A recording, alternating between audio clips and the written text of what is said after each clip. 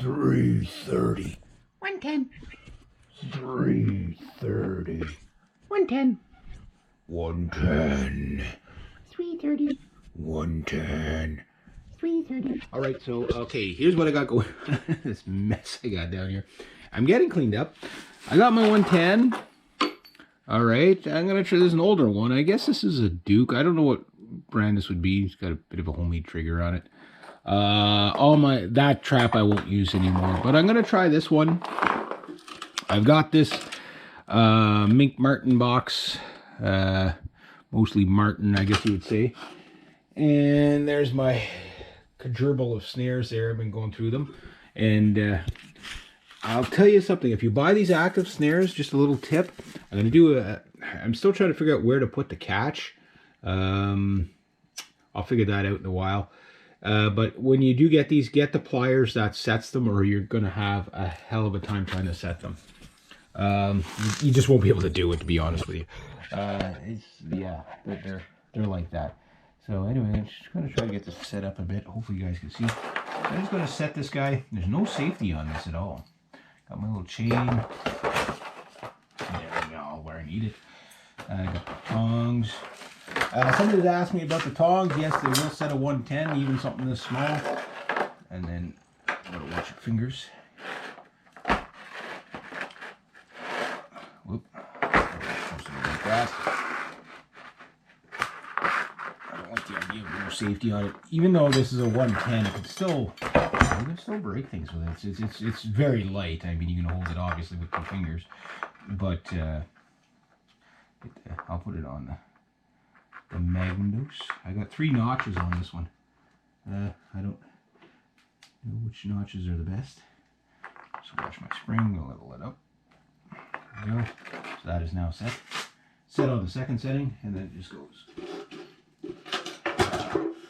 A little tip when you're setting conibears. I know with the smaller ones it doesn't matter. Well, it always matters, but you know, this is kind of weird. Oh, I really did it wrong. My hand on the. Here, I'll put it on the Magnum. That's a lot better. That's a lot better. So like this, just fits in the slot here. It'd be nice to have the second jaw. Now, I'll have to put something at the top to keep the weasels and stuff from getting in there. But rule of thumb is never stand in front of the mink box or any conibear whatsoever, because when they spring, they're going to jump straight out at you. And that's just kind of the way they work now. Because there's no safety on this, start off, reverse, hold the dog. This is the dog, hold it. Then squeeze the jaws.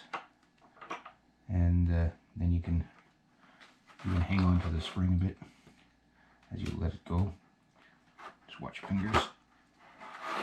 Alright. These ones aren't too bad. You can do it with that. You can't do it with the bigger ones. Bigger ones just easy just to set them off. But you break the triggers a lot of times when you do that. So yeah, I'm gonna try this. I'm not really well set up for mink or marten right now, but again, for this year I'm not too worried about it. But normally you'd have this box out months in advance. You would pre-bait it, and then when trapping season comes along, then you just put the trap in. So the idea is to lure them in there before the season so that they're used to going there. And you're going to get everything in there. You're going to get weasels. You're going to get, especially if you're land trapping animals, you're definitely going to want to catch the weasels. Not that the weasels are worth anything, really. It's not that they're worth anything. Unless you catch a big Emmon, they could be worth like 10, 15 bucks. The average weasel is going to be like 50 cents or $1.50 or something like that. I forget what last price I got for one.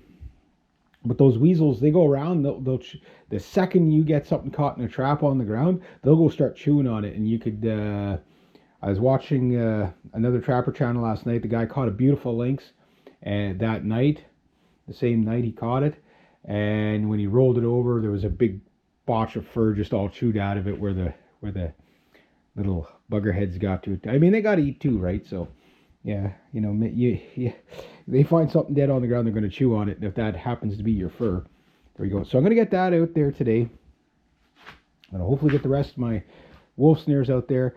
These are going to be fox coyote snares. I'm going to use the active snares. Some of my snares are no good. The active snares are all good. And these guys here, I definitely want these guys. Got to figure out how to set these guys. I can do it with 2 pairs of pliers, but it's like, yeah, it's really difficult to set these without the proper pliers. And I just got to figure out where this catch goes.